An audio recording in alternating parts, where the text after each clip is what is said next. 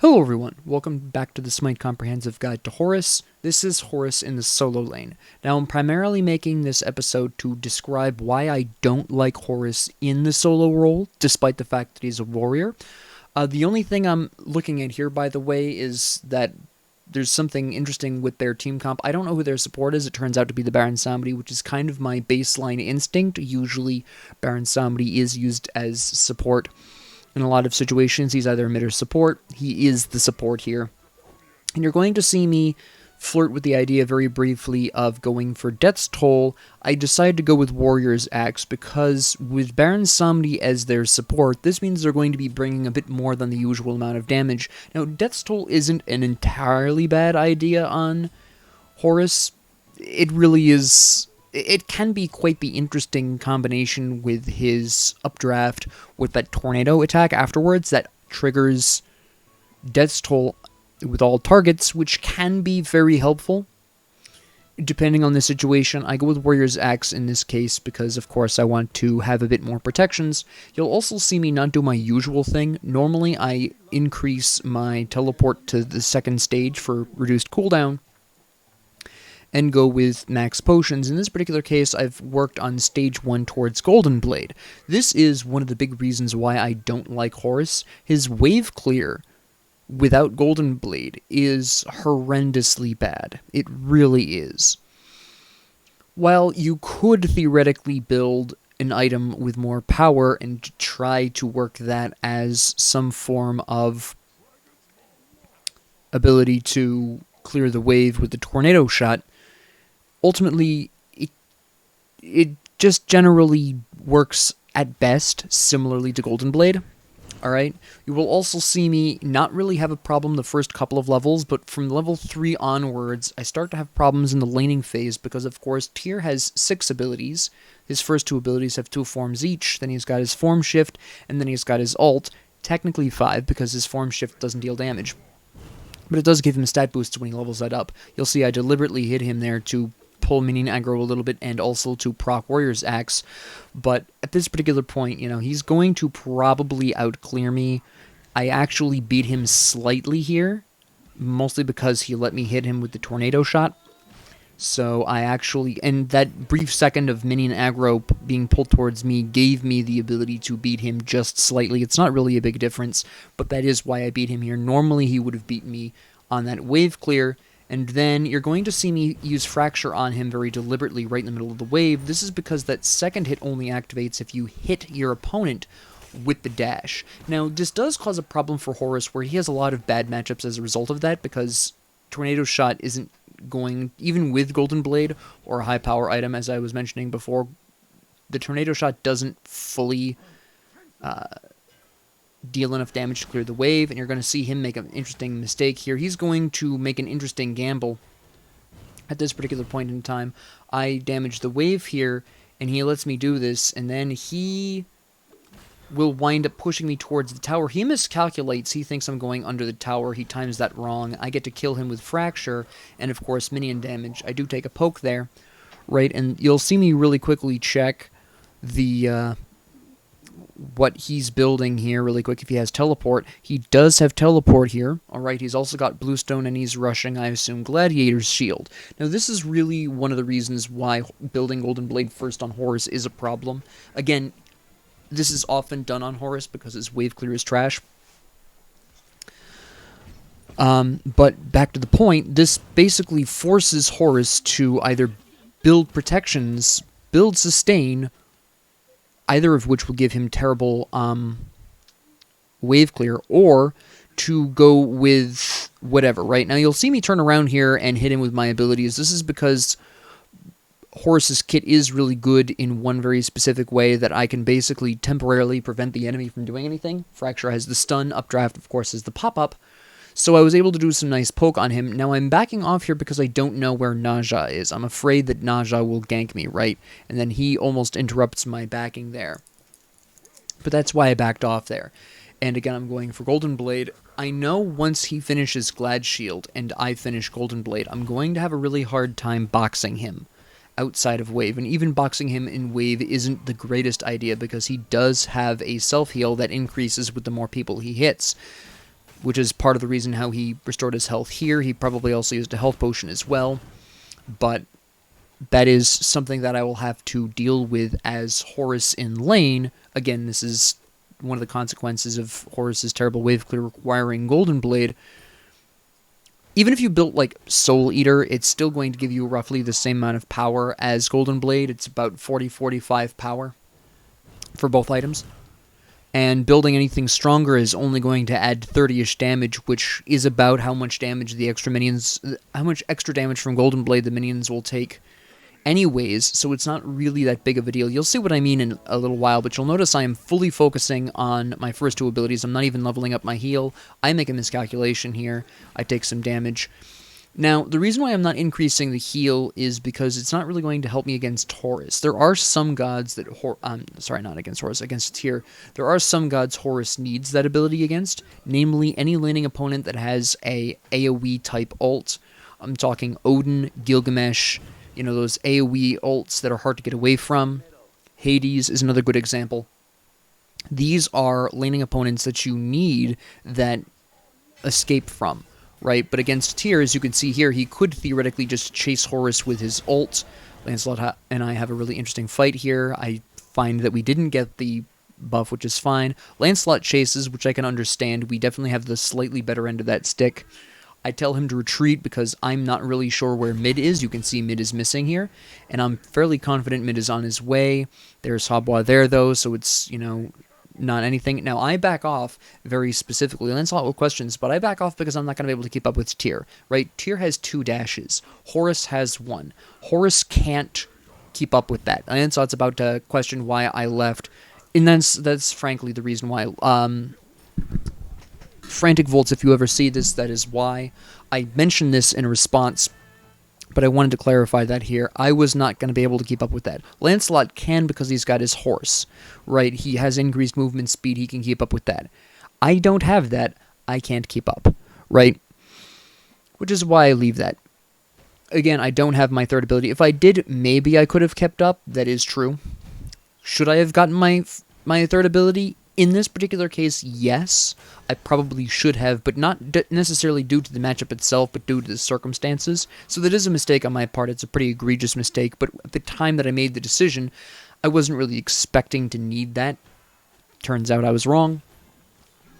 Now, normally, of course, if you're playing Horus in the solo lane, whether or not you make that decision, he miscalculates his dash here again and gets poked by the tower. But anyways, whether or not you do so is going to partially depend on the matchup. Again, in this particular case, Tyr does have essentially 5 damaging abilities. So, in order to keep up with him, I have to put extra levels into my damaging abilities. Would 1 level make a difference? Yes, it can, especially with Fracture, which does reduce more protections the higher in level it is. So for Horus's very specific case, yes, it does make a difference. You'll also notice I'm not upgrading my ult for the same reason. Again, well, the ult doesn't actually come into play here. The third ability definitely could have come into play, but again, we'll also never know because I didn't build it. And it's still kind of tough to get that used as a form of chase. Right, now I also don't know why Tyr came all the way over here to gank mid lane, when, theoretically speaking, we've got a bit of a better lead here. You can see that my team is 8-2 at this particular point, and it doesn't make a whole lot of sense for Tyr, who at this point is slightly behind, to make that rotation. Right? It didn't really accomplish anything for either team. So I get Golden Blade. I'm going to go back at this particular point. Lancelot is being chased by Habois, so I'm going to use my Gust there and then check in on Lancelot to see if he needs help. He's going for the blue buff. I'm going to try to interrupt Habois to get Lancelot out. I'm not concerned about the blue buff. He comes back in, which gives me a heart attack, but he does finish the Habois off, which is a really nice play by the Lancelot. Great recognition of the opportunity there by this Lancelot. We take the blue buff, which is a huge problem for Tyr, and then I don't know why the Naja wasn't stunned there. Theoretically speaking, he should have been. I'm guessing I just mistimed it by a fraction of a second or something. Theoretically, Naja should have been stunned there. Not 100% sure when the iframes end on that particular ability. It changed at one point, and I've never been able to figure it out since. Naja stays around here, not terribly surprised, not terribly broken up about it. Tyr's probably going to steal my blue with Naja. Also don't care that much. I have his. It's fine. He's at the Scorpion. Here's Tyr here. I really shouldn't be trying this, by the way, with Naja right there. I do successfully get the blue buff, but I shouldn't be here. Alright? Especially not with my third ability. Now, it wouldn't have helped me there. In all honesty, I was in a CC train. It wasn't going to save me. But I really should not have made that attempt at stopping them from taking my blue. I should have just left it be. And that's fine. I was going to mention that Naja was kicking around in the left jungle and to help more right lane. I decided against it because if we can keep Naja down by killing him in left jungle more often, that would work out just fine. But be that as it may, I decided not to say anything about it. Now, at this particular point, actually, I'm going to go back really quickly and talk about Tyr's build really quick, because that's what I'm checking here. And you can see that he is very likely working on Manticore spikes. This is what I'm assuming. This is what winds up happening. And that is a great item on Tyr, so, alright, fair enough. He's got his Glad Shield, though, which is part of the reason why I'm going to start having more troubles killing him, right? You're going to see, of course, boom, nice Golden Blade damage. You can see it's about 70 at this particular point, which is lovely. Right, and you're really not going to get any improvement on that wave clear outside of that, right? We have 44 on Tyr. He misses his ability, so I go pretty hard on my kit here. Obviously, I'm not going to be able to do much more, but the reason why I'm okay with that is because I do have Golden Blade, so I can use that as my wave clear at this particular point, or my predominant wave clear, because he's now kind of out of abilities. I do some more damage here. You'll actually see, I want to actually point this out really quick. You'll see me almost make the mistake of getting in front of him again, right? And then I do this, and then you can see me advancing around here to body block him, and then I decide not to. I go back. That's specifically for Tyr. If it was most other gods, I would have tried to get between him and his tower to slow him down a little bit, maybe give me some more time for poke. Was I going to be able to kill him? No, I was not. And you can see Maui and Lancelot stealing their yellow. Now, I don't follow Tyr, despite possibly Tyr going over there, because we have so many wards over there. Maui pings the blue buff. Alright, let's make the attempt at stealing this, right? And I'm just expecting to poke him out. Here's Naja. Alright. You know, Lancelot didn't join in because he was low on health. Totally understandable. I want to leave at this point. I'm mildly surprised Naja is here, but I really shouldn't have been. The fact that Maui and Lancelot were able to steal the speed meant that Naja was probably on his way. It's the most important buff for junglers. The fact that it was up means that Naja was likely on his way there. I do some additional damage to Tyr. I don't press my luck because I don't have my updraft at this particular point, right? I'm just looking to clear the wave. I've got Maui here. I'm not too concerned. I've got health potions. He whiffs his ult, which I kind of figured he was going for. I was actually expecting the sash, right? That's the more usual thing he was lining up for, but I'm a little surprised that he went for the ult and missed. Right, that close to the tower, that was a risk. I'm not sure why he went for it. Like I said, I was expecting the sash. The ult was a pleasant surprise. So Maui and I kill Naja here, right, which is great for me. It gives me a little bit more of a lead. Maui has Tyr. I do some extra poke to Tyr. Tyr dives the tower for I don't even know what reason. That was entirely unnecessary. He did some extra damage to Maui, but Maui's the support. I'm looking to try to steal my blue again. I apparently didn't learn last time. Lancelot's nearby, though, but I also don't have any mana, so that's fairly problematic. Here's Lancelot. I'm just looking to try to set up. I completely whiffed that. I have no idea what I was thinking there. And then he gets away. Now, if I'd not completely whiffed Fracture, Tyr probably would have died there. So the fact that Tyr lived is entirely my fault. 100%. That was the worst Fracture in the history of Horus, alright? Back to lane I go, though, because, again, I'm not going to chase Tyr. They did kill Tyr, but he could have died earlier. Back I go to clear. Right, now I'm going to grab my third ability. Again, in retrospect, I probably should have grabbed that earlier. It probably would have helped Lancelot out a bit. Maybe could have saved my life. Definitely would have helped me get out from under that tower that time when I made the mistake of being in front of Tyr. Right? So, again, retrospectively, yes, I should have gotten that, but because I have been emphasizing Fracture all this time, that is also part of the reason why Tyr has died, why Naja died, right? Primarily the increased damage and the protection reduction. Very important stats. So now I'm rotating to mid because obviously I just took the tower there, but Maui backs off, so I decide not to go in because, again, I don't know who's there. I know Habwa is there, obviously, and he's going to slap me because I don't have any magic protections at this point. So I back off. I'm looking to clear the jungle at this particular point, right? Great. I grab my ult really quick, and then the rest of the time I'm going to be focusing primarily on my heal to help my allies out, because now I'm going to be looking to rotate. So now healing my allies is actually going to be fairly important, but I want my ult for rotational purposes, right? It's a great rotational ult. The only reason I didn't build it earlier is because, honestly, with this matchup of Tyr versus Horus, I wasn't expecting to need to rotate. Which, again, the fact that Tyr rotated earlier is very much surprising to me. I still am not sure why he bothered, but, you know, at this particular point, we've got a nice lead. And, you know, Baron Samedi is pressing Habwa under tower there, which is great. You know, I'm looking to clear this as much as possible. I'm looking to farm a little bit here. I'm almost 2 levels ahead of Tyr at this point, which is really great. Lancelot drops my blue for me, which is nice. I'm going to grab this, and then I'm going to be looking to rotate to mid, because I can see that the enemy team, you could see in the with that ward in the right jungle there, that Naja and the enemy Baron Samedi are looking to come into mid, so I'm looking to ult in here, right? And lo and behold, there's Naja, there is Baron Samedi. So we have a fight here, and we're not really fighting for anything in particular. I'm pretty sure we're actually just defending, honestly, this tower is my impression. At this point in time of the fight, here's Maui rotating in just in time for Habwa, so that's nice. We have the Baron Samedi, the enemy Baron Samedi moving in. Right, this is where I confirm, by the way, that the Baron Samedi is their support. He's got the green buff, which is for supports, generally speaking, so yep, that's fine. I turned to Naja to try to save Lancelot. That was his ult, so that's not happening. Go after Habwa instead. Kill Habwa, great. Back off a little bit because I'm rather concerned about Tyr killing me. Let my potions run a little while. Maybe Baron Samedi heals me. I'm looking for another opportunity.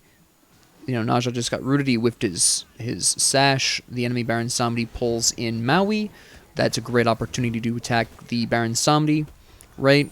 Try very hard to kill him. Our Baron Samedi picks that up. Absolutely fantastic. And we're now just trying to finish off Tyr here, who I'm pretty sure is just buying time so Naja can get away, because I have no idea where Naja disappeared to. Actually, let me really quickly go back a little bit and see where exactly he went.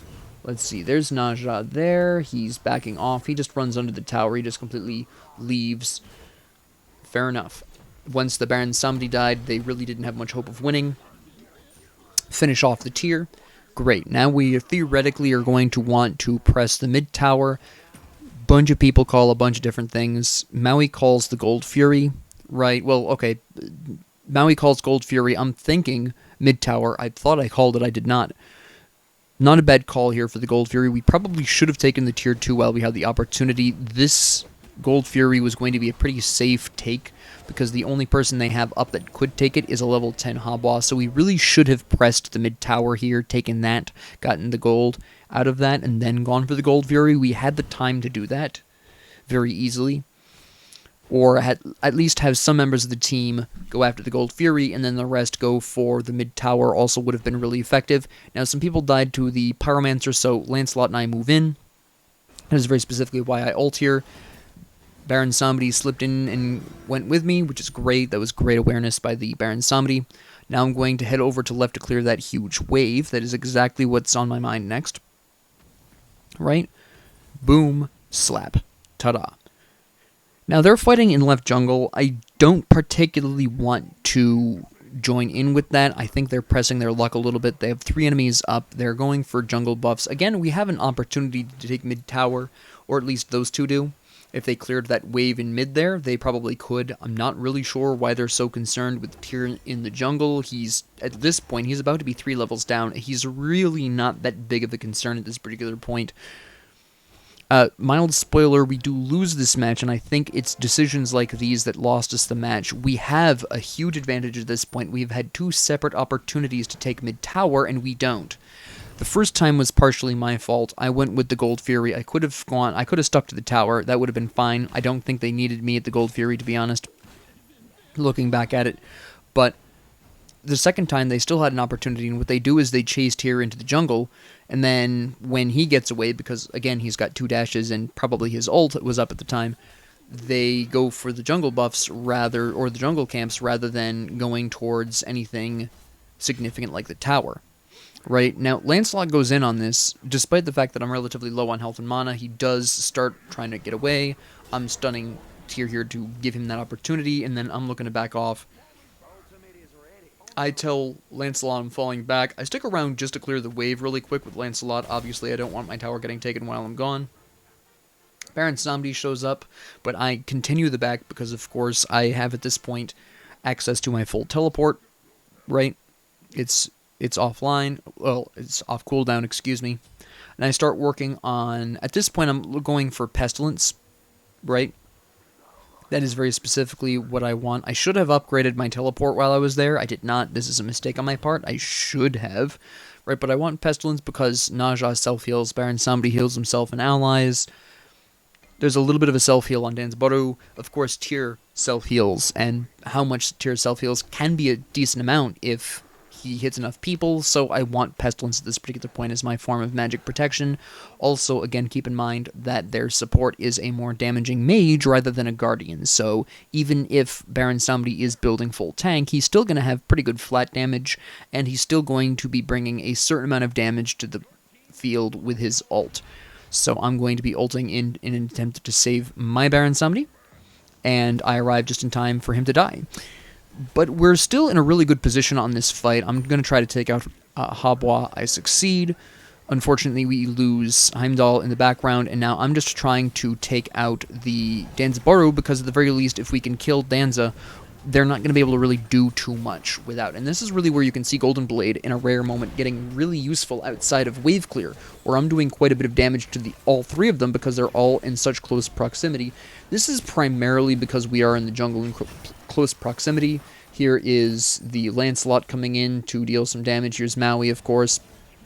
I heal Lancelot a little bit, also to close distance. He finishes off Danzaburou. That was minimally what I wanted. At this point, I am now trying to get Lancelot out. That is my primary goal here. He finishes off the Baron Samedi. Great. And boom. Here we go. We're now going to try to kill Tyr, right? Boom, there he is. And now at this particular point, I'm going to be looking to farm, right? I don't want to push up left lane at this particular moment because, quite honestly, we barely got through that and my allies are too far away. I also have a catapult that I want to use. I have a huge wave that I actually should be going towards earlier. I just now realized you can actually see where I'm completely oblivious to the fact that my lane is being pressed down by a huge wave until right specifically this point here, and then I turn, and then I go and deal with that. Now, I'm going to be using my ult to try to get there a little bit faster, and also have my ult land on the wave. I'm a little short here, which is a bit of a shame, but I'm still in time to save my tower, which is fine. Was I going to lose my tower there? Probably not. My minion wave arrived just at that time, but it still would have taken quite a bit more damage in the meantime. So, clear the wave here, get some experience, right? Absolutely lovely. Now at this particular point, I'm going to go for my blue buff. We really should be grouping up at this point. We have an 18 kill lead. We are 11,000 gold ahead. Alright, I am emphasizing this for a reason. I'll explain at the end of the match. Lancelot is now being targeted by a majority of the enemy team at the very least. We've got Naja and Tyr there. Probably someone else will join pretty quick. In fact, here's Habois. They kill Lancelot. He shouldn't have been up there. Yes, we're ahead, but we weren't grouped up, and the enemy team is grouping up right now. You can see where they're all grouped up on Baron Samedi at this particular point in time. Now, I'm going to teleport in from behind. I'm going to try to salvage this situation. It's too late for that, to be completely honest. It is now a 4v2, and while I do decent damage, my damage is not fully what maybe I would be bringing to bear with, anything else. And actually, Lancelot makes a really good point here. Heimdall is not rotating when he really should be. But then again, Lancelot was also separated from the group, which was his mistake, right? We are not grouping up, and we should have been grouped up several minutes ago, alright? Now, Lancelot is nice about it, to be fair to Lancelot. But he is correct, but he is also just as guilty of this as the rest of us are. I am just as guilty of this in this particular instance. I was way over in my side of the jungle clearing jungle camps, right? I'm no more innocent than anyone else here. In fact, I think the only person actively trying to group up at that time was Maui. I think he was trying to stick close to Baron Samedi. The rest of us were off on our own, and there's, Lancelot pressing an attack here. Now, in this particular case, he is picking up basically what Maui and I were laying down. That's fine. Maui and I were there for quite some time, surviving, dealing damage, etc., so for Lancelot to chase that in just kind of at least makes it not a sacrifice. Now, he does overstay. He stays for the damage buff for some unholy reason, right? He really should have just left as soon as the enemy Baron Samedi. He also does this. This gets him killed, by the way. He should have just kept on going on his horse. He would have survived then, but he shouldn't have stopped for the damage buff when he was by himself in the enemy jungle with allies a very great distance away. At this particular point, though, we are starting to group up. You've got the other three right there. Heimdall kills Baron Samedi, and then they attack the Gold Fury. Then someone calls Fire Giant. I get confused, and I ult towards the Gold Fury because I misunderstand.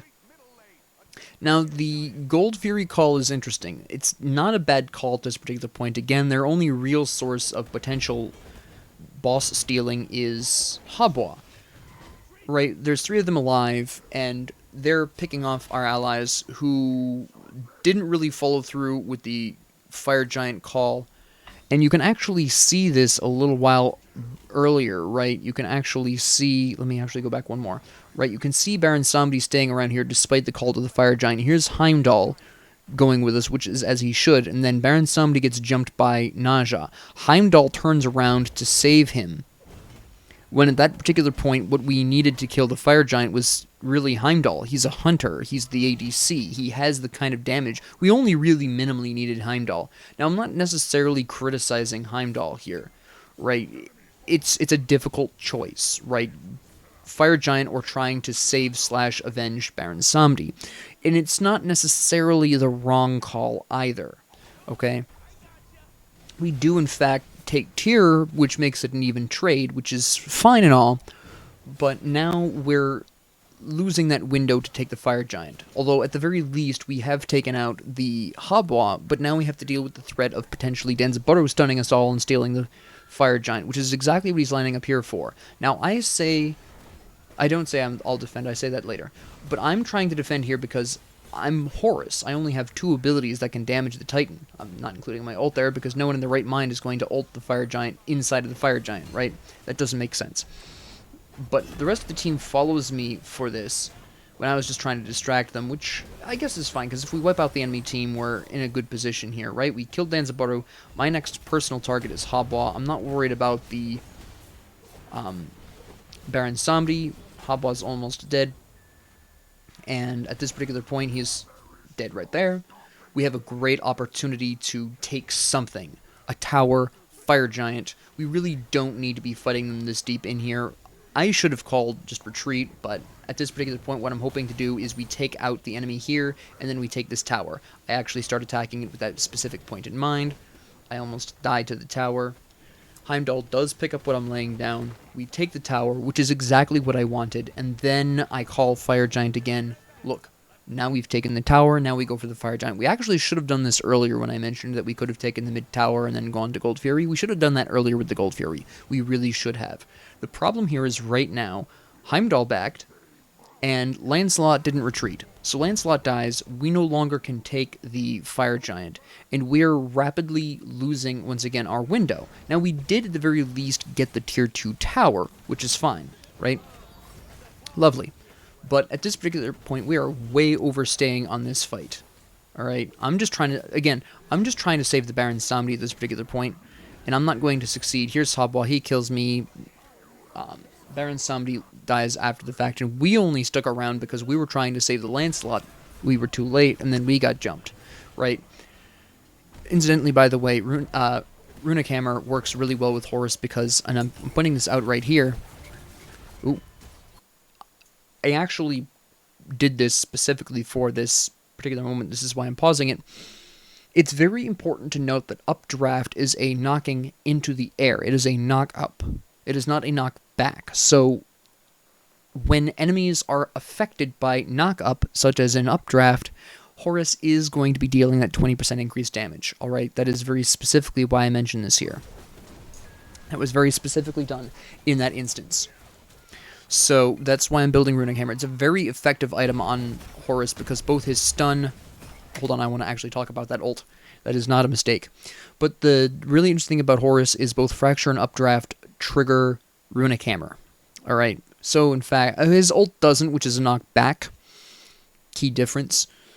But I want to take a brief moment to pause this to talk about that ult. I'm actually going to go back 10 seconds and let it happen one more time. Now, Maui sees the Heimdall being pressed, and he knows he's going to die. So what he does is he ults to create this island between Heimdall and the enemy team. He is hoping that Heimdall will take the opportunity to run. I respect this. That was exactly what he was planning on doing there. Okay. Now, unfortunately, he misaims it slightly. You can see where he didn't fully block that path off. And Heimdall stuck around too long after the fact and still died. But the attempt was fantastic. Now, Heimdall says, let's stop fighting separate and group. He is correct. Again, he is just as guilty of this as the rest of us. But for my particular instance, in Maui as well, we've been sticking around primarily with the intention of trying to get other people out. At this particular point, it is mostly other people sticking around. Now, this is a very interesting attack here. I do all of that damage to... I don't know how I got the credit for Naja, but I take out Habois, and I somehow take out Naja. I should not have. I have no idea what that story was about. Maybe it's that fracture I did earlier coming back to haunt Naja. No idea. But we've interrupted their fire giant attempt, and Lancelot sticks around too long again. You can actually see him stick around too long very, very visibly, right? He bails out at this point, right? He gets away. Tyr's chasing him for a little while. Lancelot goes into mid lane, turns around, and comes back into the jungle. Just to back. What he really should have done is just run back. Alright, there was no real need for him to come back into the jungle. It was fairly pointless. It is expressly why he died there. He was out, he was safe, he was totally fine. Okay?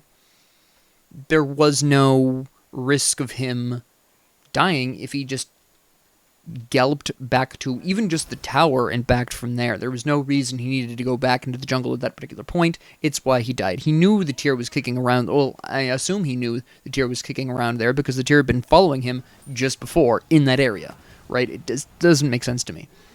So, Lancelot dies for nothing, and now we're looking at the Gold Fury.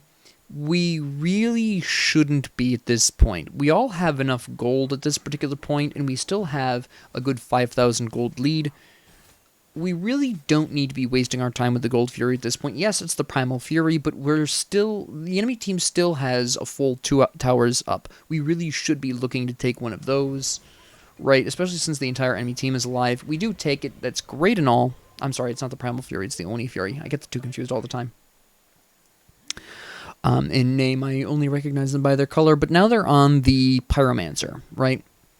Okay, we can theoretically stop them. Now, once again, we're not grouped up here. Baron Samedi has split off from the group to go get his damage buff. Kind of justifiable, but at this particular point in time, the entire enemy team is alive. We need to be grouping up. If we had been grouped up here, maybe things would have turned out a little bit differently, but you can see throughout the match there was a variety of small bad decisions by my team, including some by myself, right? That are going to ultimately lose us this game. Alright, they're going on Fire Giant. I don't think this is a great idea because the entire enemy team is alive, right? This is not a good situation. I'm trying to buy as much time as possible. We do get it, right? But as you'll see, at what cost? Now, here we have, of course, the good old-fashioned smacking around of various people. We kill, in fact, half the enemy team here, and then I'm looking to go get the Danzabaru. He beads. That's fine. There he goes, right? So we now have Fire Giant buff. We now have most of our team alive. The entire enemy team is dead. We can now theoretically take something. Now, I say mid lane, because I want to take the towers. I don't think we have quite enough to actually go for everything. Maui calls left Phoenix. Alright, fair enough. He's not wrong. We do have the opportunity to take this. That's fine. Take middle... what I'm thinking is take left Phoenix, take middle tower. Right? Then I'm thinking, alright, we're pressing for the Titan. Now, this is a fairly bold move. Again, I don't think we have what we need. Keep in mind, I want to actually really quickly emphasize, with a brief pause, the situation here as it stands. Yes, 4 of us are alive. Our front line, one of our front lines, Maui, is half dead. 2/3 dead would be more accurate. The 3 members of the enemy team, the 2 of their damage and their support, are about to come up inside of 15 seconds, inside of a quarter of a minute. We're running quite an impressive risk here. I know on paper it looks like we can do this, but we really only have, at this point, borderline 1.5 frontliners. So we start on the Titan, and this is going to be where the towers we didn't take are going to come back to haunt us, right? Now, I get separated out, and I'm not in a great position. I get ulted by Naja. That's fine. I can theoretically fly away, but I have no one to fly to. So I die. Okay? Alright, fair enough. My team is running away. Right? Baron Samedi stops for the Harpies. Bit risky, but okay. He can see where they were on the minions. That's fine. Right? He stops for the mid Harpies. He got the last ones. This is fine. Right? Okay. Now, at this particular point, they're all backing. Yep, that's fine. And we, theoretically, if we could just go over here and take this tower here, reduce the Titan's max HP by a little bit, we're in a really good position to make a final push and win the game at this particular point in time. Alright, we have a great opportunity. We're all full build at this point, right?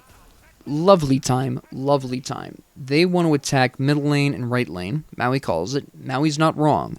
It really should have been right lane, middle lane, because again, that particular tower there is on the verge of death, but fair enough. Because if we can force a fight under the nearly dead tower, we can take that in the middle of the fight, and then the enemy will not be under the protection of the tower like they would be with mid tower. Mid tower has a bit more HP. Now, Baron Samedi gets singled out and cut off over there because he was farther ahead than Maui was. Bit anxious. Lancelot almost dies. I'm not really sure how Lancelot almost dies, actually. Let me go back really quick, if I can find my mouse. Oop, and check, right? What actually happened to Lancelot? Because he's perfectly healthy here. He clears those harpies, and then what happens? What happens to Lancelot here? They ping the right tower, which is correct. Lancelot tries to steal the damage buff and gets slapped. Okay, that makes sense. I was too busy watching the Baron Samedi get slapped. But yes, alright. So, Lancelot tries to steal the damage buff and gets slapped for his troubles. I'm not sure how much damage he did before then, but at this particular point, I'm trying to clear the wave for the catapult for mid-tower, right? Because there's only these 2, that's fair enough, right? Tyr goes onto our damage. I'm going to go on ahead and tank this for my allies. That's fine. Naja kills Heimdall. I whiff my fracture. I'm taking a lot of damage. I need to be getting out of here, right? I get blinked on. I'm not sure who blinked on me, but we do take Danzboro. They're about to kill Baron Samedi, so I go back in to save him, right? Because I don't need him dying. At this particular point, he is one of our 2 damage dealers that's still alive. I get surprised by Tyr. Maui tries to save me. I use my kit on him, my full kit, to prevent him from continuing on with the damage. Alright, here's Lancelot. We're back in the fight, right? Now I'm looking to just keep Baron Samedi alive. And at this particular point, there's, Lancelot trying to deal with the damage. I'm going to ult in to try to help him out over here, because he's by himself. Not in time. He dies.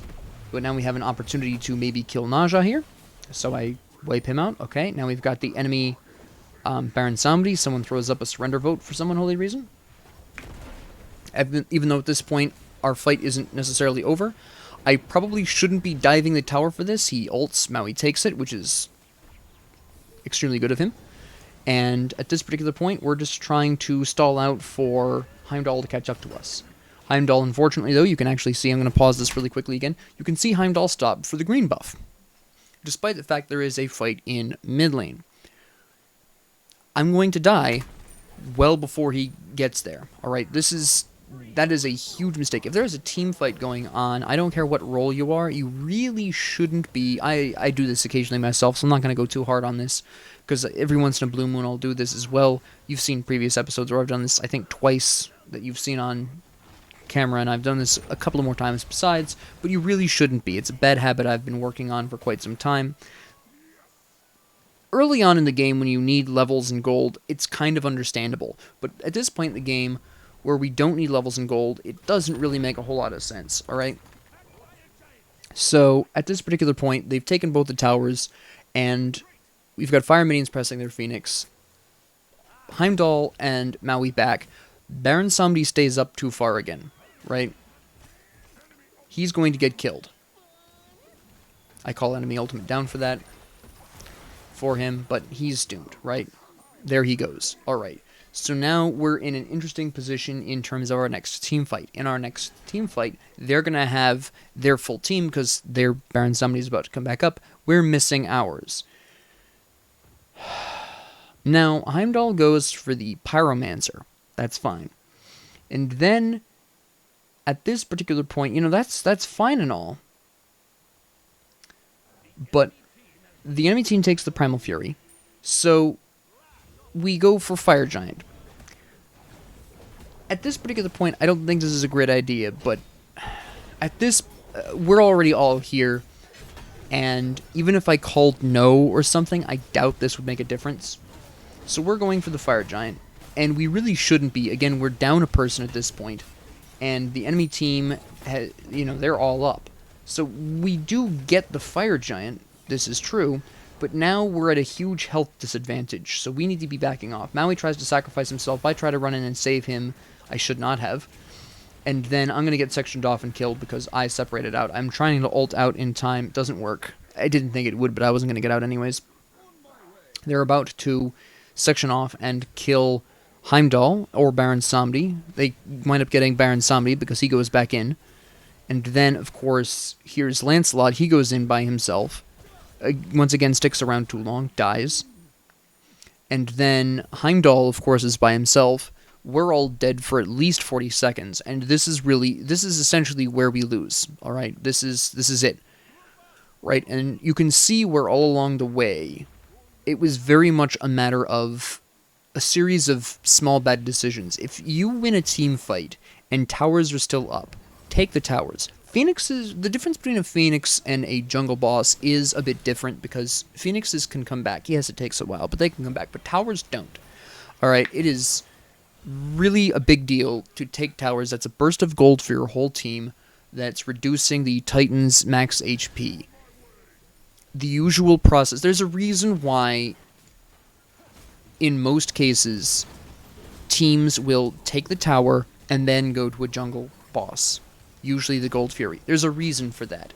First off, the Gold Fury is closer to your side of the field. Second off, towers are permanently gone. There'll always be the opportunity to take the Gold Fury in the future. Right? Now, I'm referencing that initially, that first mistaken choice by the whole team. I'm just as guilty of it as everyone else is, because it was a bad sign, alright? When we continued making bad choices as a team, collectively, again, I am no more innocent of this than anyone else is, throughout this. And yes, this is a Horus episode, but it is also, and this is the reason why I uploaded this, a great example of no matter, I was actually just having this conversation with Anisu earlier today. It doesn't necessarily matter how well you do as an individual. I did good with Horus overall, despite my dislike of playing him in the solo lane. I did good-ish, okay? I definitely fell off hard at the end, but that was primarily due to bad decision-making, not necessarily a problem with Horus, which is why I kind of switched over to that as well. But this episode was really intended to demonstrate two things to you. First off, the problems with Horus in the solo lane, which primarily are laning phase. Horus in the late game, whether he's solo or support, he plays very similarly. He just has a little bit more damage as a solo laner, basically, right? And you build slightly different items. As support Horus, you would have a tank item as your second item. You might still build Glad Shield, but later on, things like that, right? Sure. It's the laning phase for solo lane Horus that I wanted to talk about, because that is the problem, especially with his tendency to have bad matchups due to the limitations of almost requiring Golden Blade to clear effectively. Now, I've been experimenting with him for a day, alright? I haven't found anything that works better on this. Either you build Golden Blade and clear efficiently, or you build something else and you're sacrificing your wave clear. Now, whether or not that matters is going to partially depend on your laning opponent, but it is worth mentioning. It is a very important thing to keep in mind when playing Horus very specifically. Alright, but back to the broader topic here of this episode. This is part of why I actually like SMITE. I had a blast playing this match, besides my mild frustrations at bad decision-making for the whole team. Again, I'm just as guilty because I didn't say enough. I have this problem where I don't... If I'm not playing support or jungle, I don't say no to the team often enough. It's a habit I need to break. This is a personal issue. But, back to the point, it doesn't matter how well you do individually. You can see where my team overall did well. Heimdall, 15-5. Lancelot, 16-12. Great gold gains. In fact, I think across the board, we beat out the enemy team pretty consistently in gold gains. I barely beat Tyr, but again, that's partially also due to my own personal mistaken choices and a variety of other things. But the team played well, we just made bad decisions. We didn't take mid-tower when we had an opportunity to twice. We pressed forward for a Titan we really weren't in that great of a position to go for. Was there a chance we could do some damage to it? Sure, but the correct choice there after taking that left Phoenix was to take the mid-tower. Again, a third opportunity to take that mid-tower earlier than we actually did, and if we had taken mid-tower earlier than we actually did, we could have taken a Phoenix later on. We could have applied more pressure with Fire Minions as a result of that, and we might not have been in quite the predicament we were at. We did not group up consistently enough as a team, which is also why grouping up is very important, and we made a terrible decision to go for the Fire Giant late game when we were 4, they were 5, and while yes, they had just taken the Gold Fury, because we were missing one of our big damage dealers, our mid lane, we were going to be taking the Fire Giant a hell of a lot slower than we normally would have, which made that an even riskier decision there, and one that lost us the game. Ultimately, yes, that Fire Giant decision was the decision that lost us the game, but it would not have been as catastrophic a decision if we did take the mid-tower earlier, if we did take the right tower earlier, if we'd been able, through taking those towers earlier, been able to press a Phoenix, one of the other Phoenixes earlier, maybe apply some additional pressure via Fire Minions. We had opportunities. Again, part of my problem was in that I didn't express that that was a bad idea often enough. At some points I expressed that something really shouldn't be done. I would say retreat or fall back or whatever, but I absolutely should have said, no, we really shouldn't be trying for this Fire Giant right now, but I did not. Alright, I primarily assumed that because the enemy team had just taken the Gold Fury, my team was assuming that the enemy team was just going to stick around in the right jungle. No one does. No one stays in that jungle after they're done taking the Gold Fury, let's be honest. But it is a common assumption amongst players. But, again, this is a great example of no matter how well you might individually be playing, sometimes your team makes bad decisions. And you're just as culpable if you don't express that it's a bad decision. Something I'm guilty of here. Alright, so this episode really served as a twofold lesson.